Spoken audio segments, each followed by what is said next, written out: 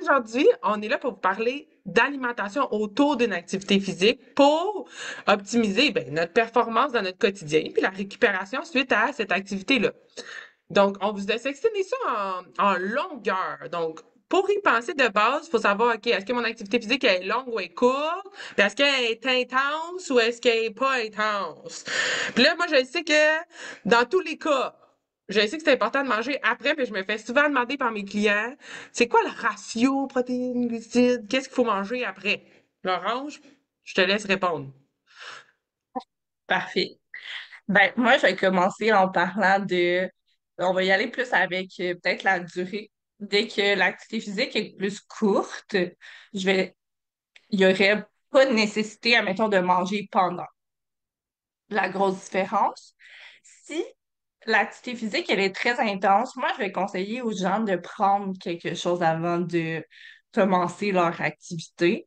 Idéalement, plus des glucides, comme une demi-banane, un peu de compote de pommes, du jus. Prendre quelque chose qui va être facilement digéré, surtout si on est très près du moment où on s'entraîne. Euh, Si jamais l'activité physique est moins intense, puis on va tu sais, marcher un peu moins que c'est autour d'une demi-heure, il n'y aurait pas nécessairement nécessité de manger quelque chose avant, mais peut-être plus à ce moment-là de prendre quelque chose après.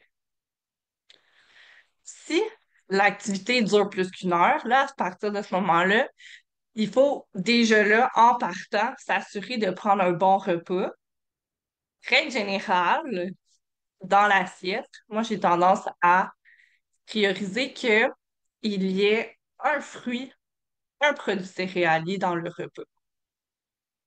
Si l'activité dure plus qu'une heure, il faut aussi pendant prendre quelque chose, une source de glucides.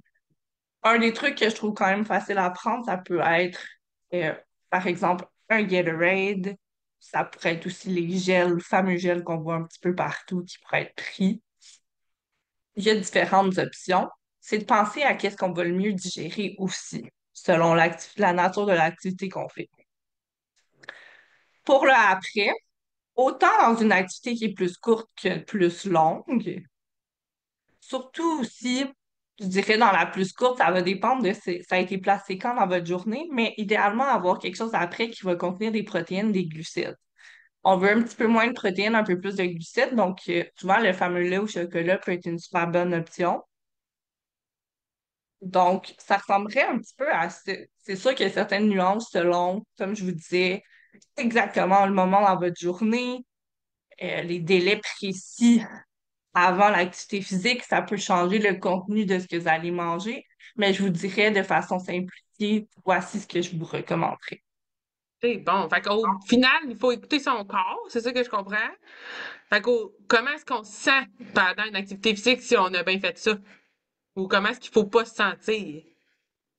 Ben, si on a bien fait ça, on va sentir qu'on a de l'énergie, que nos muscles opèrent bien, que c'est pas difficile, mais à partir du moment où on n'a pas assez bien mangé, on peut sentir que l'effort physique est très difficile, qu'on a l'impression un peu de frapper un mur, d'avoir une grosse fatigue, peut-être même l'apparition de certaines douleurs qu'on n'aurait pas eues.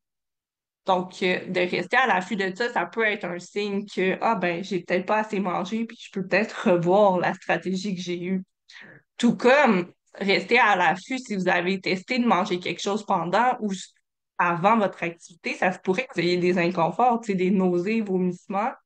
Ça voudrait peut-être dire qu'il y a quelque chose à ajuster dans ce que vous avez fait comme choix alimentaire. Good. Fait que dans le prochain vidéo, on vous parle des liquides. À la prochaine! Au revoir!